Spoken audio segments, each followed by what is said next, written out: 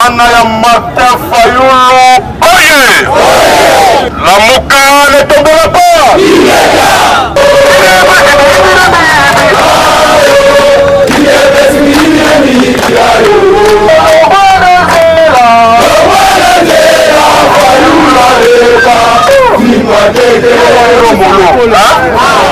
Nous allons avoir un réchauffement dans la discipline telle que nous condoté.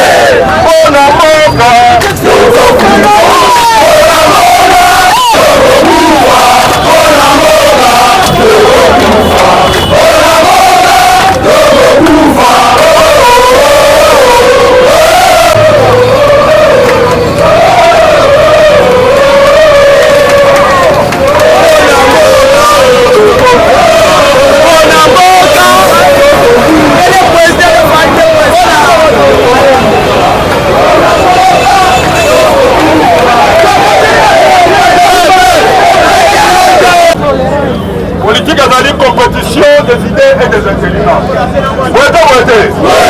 Est-ce que vous allez faire bon? C'est vous allez, hein? Alors, on met le président élu, le président Yarokou Maboko. Merci beaucoup, Nabana Yatango. Au Sénat, la provocation.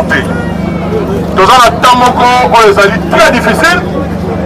Tant que nous avons là, ils ont pris l'unité nationale, la cohésion nationale, la mission soutenir les soldats de la Yarokumu, les FARDC, les services de sécurité, Oyo Bazali, Kobunda, Bitumba, Monene, Oyo, les alliés dans la partie est et en Boka Nabiso. Vous êtes voté?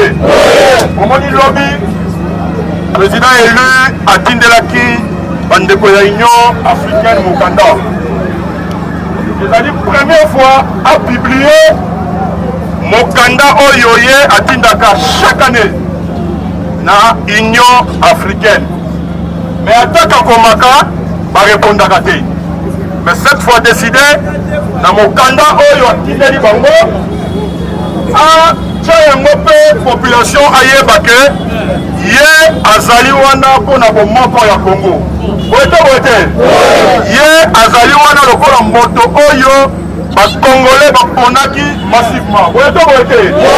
Donc akoki kosala trahison te pour la mboka, akoki pe ko comploter pour la mboka te. Ayebisi bandeko ya Union africaine. Alobi lolenge oyo bozali koloba te. Silence na bino ezali silence moko coupable. C'est-à-dire que au lieu de côté là, on est à Congo, s'il vous plaît, vous pouvez vous casser à matinée. S'il vous plaît.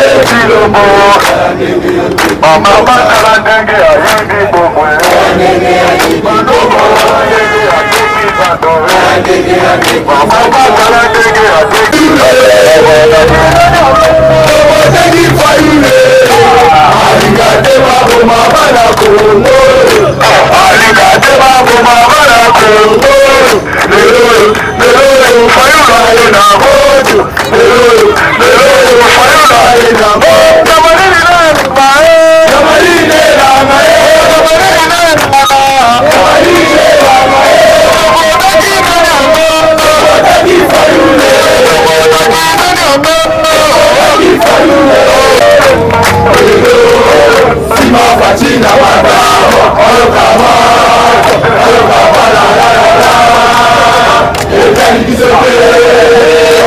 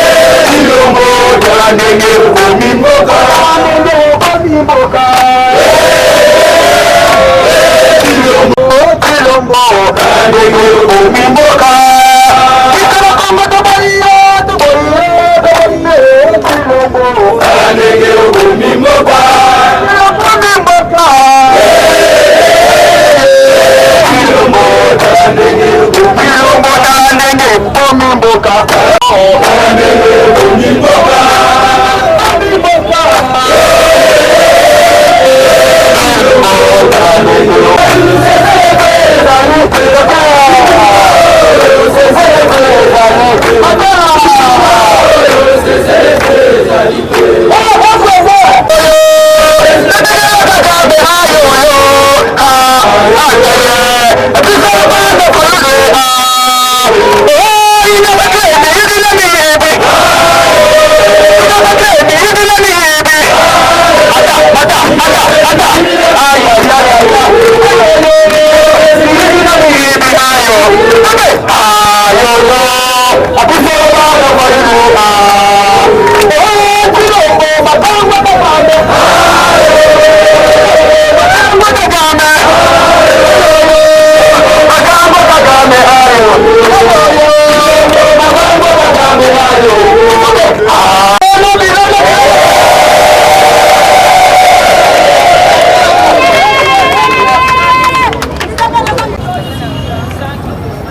bana ya Martin Fayulu oye! Lamuka ne tombera pas! Lamuka ne tombera pas! Lamuka ne tombera pas! Bon, comment dire, tout ça à mon réchauffement.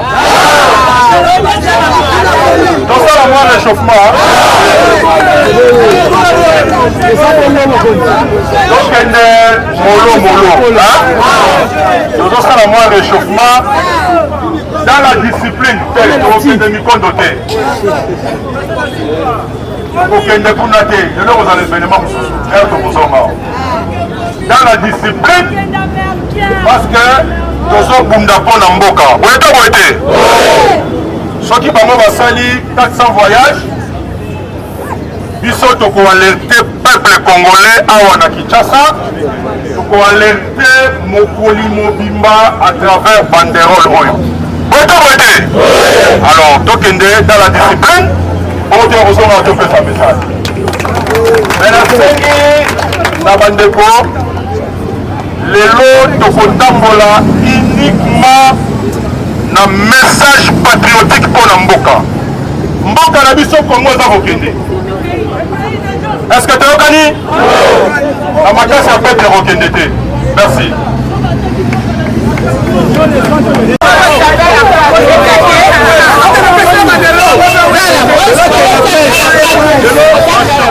Patriotique.